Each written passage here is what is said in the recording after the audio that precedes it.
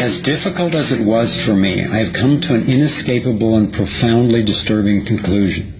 I believe that an elite group of people and the corporations they run have gained control over not just our energy, food supply, education, and health care, but over virtually every aspect of our lives. And they do it by controlling the world of finance, not by creating more value, but by actually controlling the source of money. When I followed the money, I found that it took me up the levels of a pyramid. Here we are at the bottom level going about our daily lives. Above us is government, people who are given a monopoly on force and use it to tax and control us whether or not we agree. But who controls them? At the next level are the corporations. Many would say that it is now corporations and not nation-states that rule the world.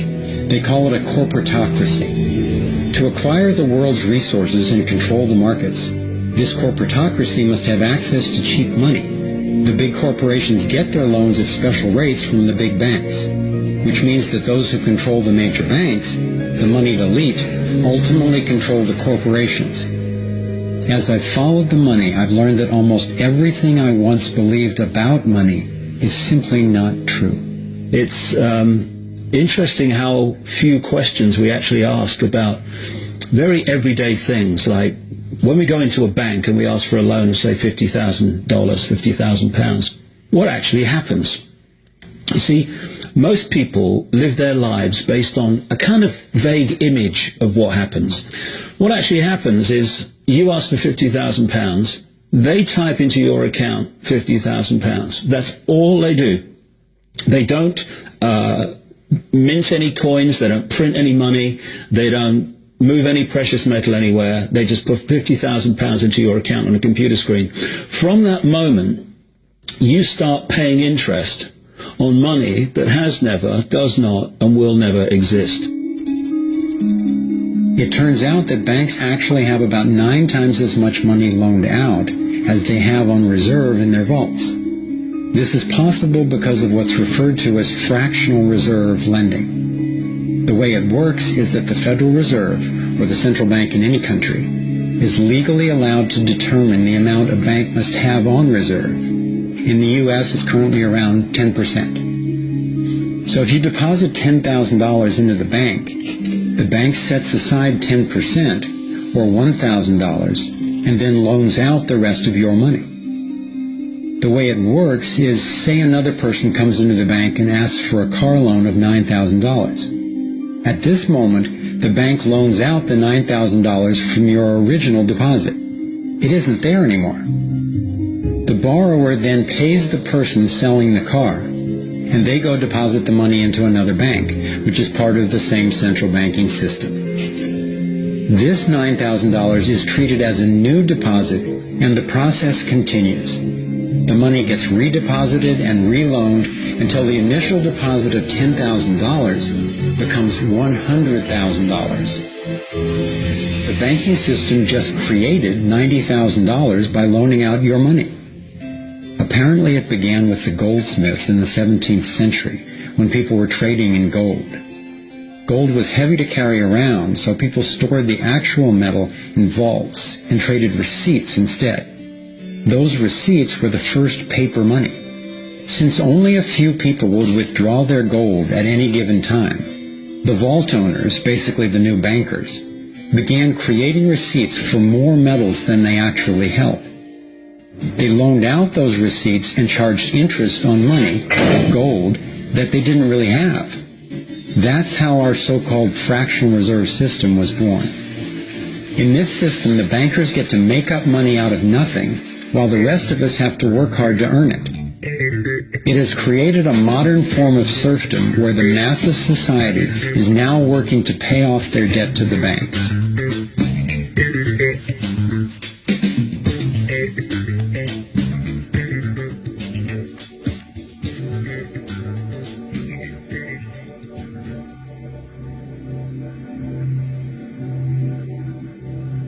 Under this fractional reserve scheme, we inevitably become debt slaves to a ruling class of financial elite.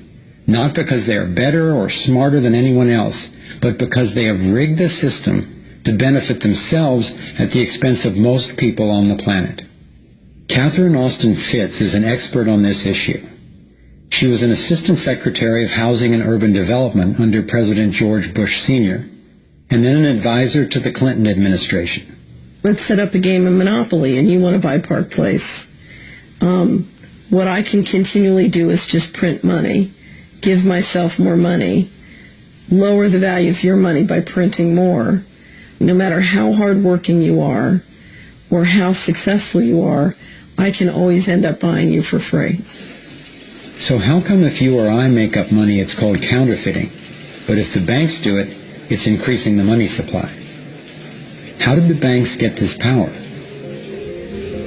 This is Jekyll Island, where in 1910, representatives from the Rockefellers, Rothschilds, Morgans, and other private bankers gathered, secretly, to draft the legislation that would create the Federal Reserve. Ed Griffin literally wrote the book on what happened at Jekyll Island. Central banks are banking cartels which have gone into partnership with the respective governments in the countries where they operate. And they've been given monopolistic power over the creation of the nation's money supply. That's what the politicians handed to them as a gift, you might say, for the partnership. Now, in return, what do the bankers do for the politicians? They promise to create money out of nothing, now that they've got this legal power to do it, anytime the government needs it. And since 2008, we've witnessed the greatest fake money printing run in recorded history. This financial sleight of hand disguises the costs, hides who's to blame, and leaves us as debt slaves working to pay off the bill. I found it revealing that in the same year the Federal Reserve was founded, 1913, the Internal Revenue Service was also established. An income tax was then instigated so you and I would have to pay the politicians' debt, plus interest, to the bankers. The problem is we have a privately owned central bank system in the United States disguised as a government-owned system.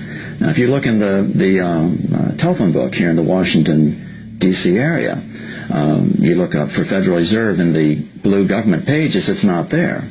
It's in the white pages right next to Federal Express.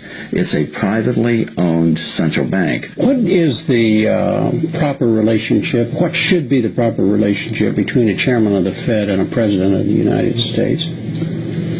Well, first of all, the Federal Reserve is an independent agency, and that means basically that there is no other agency of government which can overrule actions that we take. There is no other agency of government which can overrule actions that we take. We have a private bank that prints money on behalf of the Treasury. The Federal Reserve prints money on a debt-based system which creates scarcity. But it puts a group of insiders in a position of having access to all the data about the economy when we don't. So you have a small group of bankers who understand the data on how the money works in the economy, and it gives them the ability to print money in a way that the insiders are protected and everybody else is drained.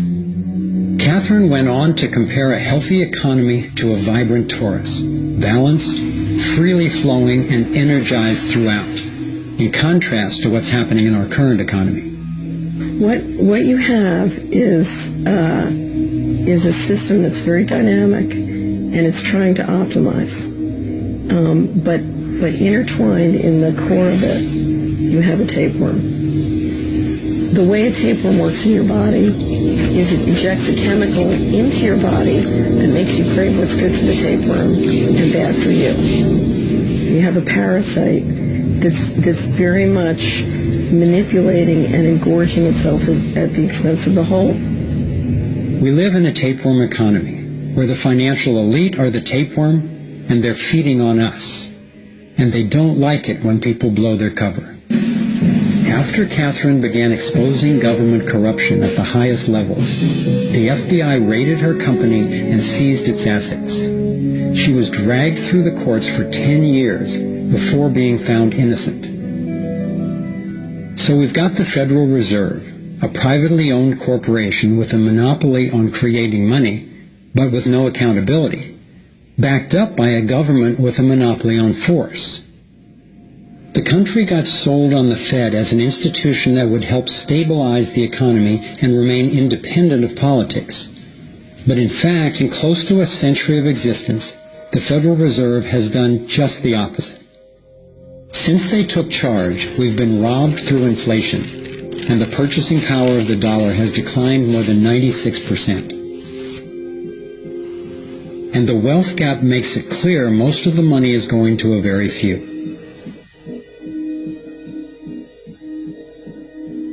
Only 16 years after the Federal Reserve was in power, America experienced the Great Depression. My research revealed that before the big crash in 1929, the elite bankers pulled their money out of the stock market. After the crash, they used that money to buy up cheap stocks and smaller failing banks for pennies on the dollar. Among the bankers who consolidated their wealth this way were the Rothschilds, Rockefellers, and Morgans. A similar scenario played out in the 2008 financial collapse, with the same bankers benefiting. In the years leading up to the collapse, the biggest banks, including Bank of America, Citigroup, and Chase, controlled by the Rothschilds, Rockefellers, and Morgans, were bundling and trading bad loans that they knew would eventually fail.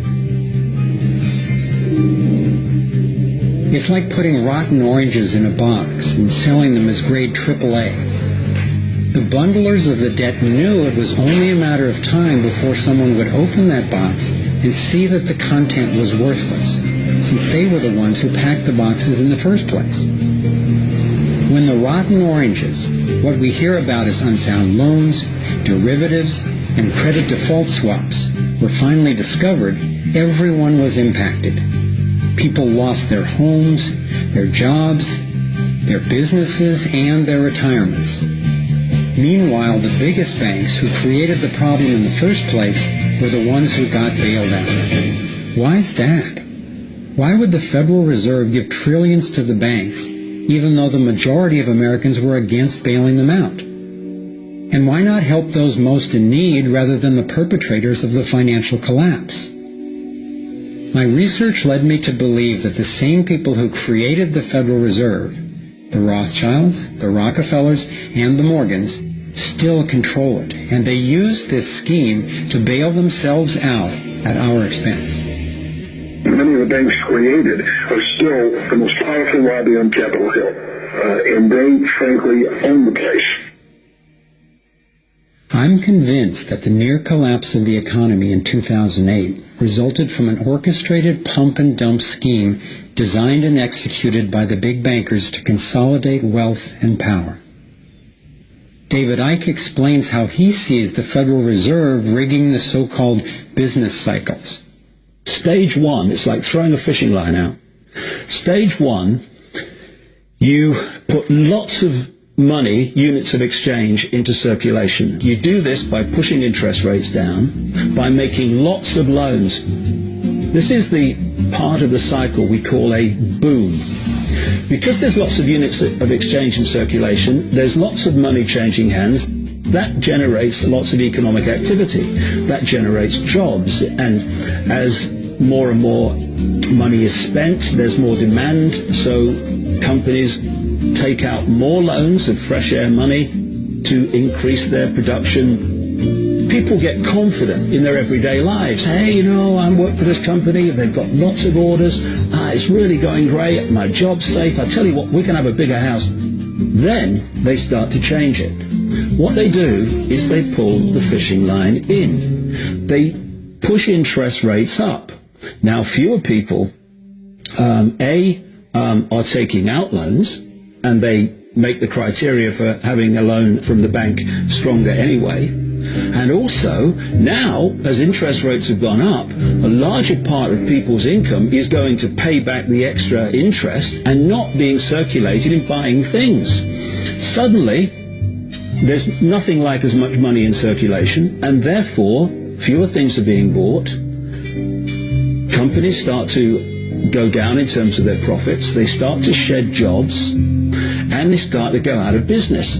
People lose their jobs, they can't pay the mortgage anymore of the big house they took out in the good times. Now what the banks are doing is starting to reel the fishing line in, because as they go bankrupt, companies and individuals, the banks get the real wealth, the property, the land, the resources that they had signed to them for lending merely figures on a screen. Now this economic cycle of fishing line out, fishing line back, lots of units in circulation, pull them in, has been going on for centuries. And what it's done, it's stolen and accumulated the real wealth of the world in the hands of the few.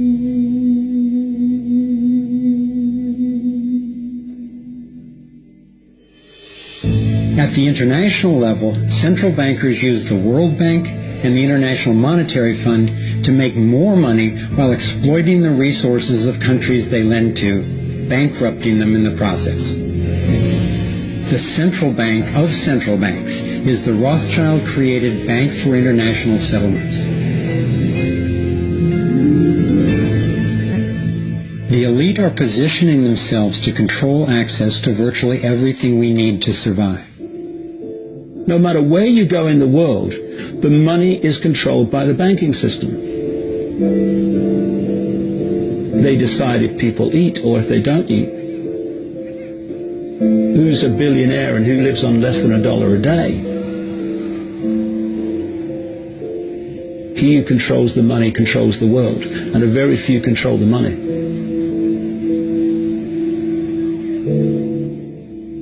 At this point, my view of the world had been turned upside down. I was struggling with the realization that the failure and suffering of so many is actually success and fulfillment for a few. The elite central bankers who fooled the world into letting them create money. They already have vast fortunes, so what is their end game? What is their ultimate agenda?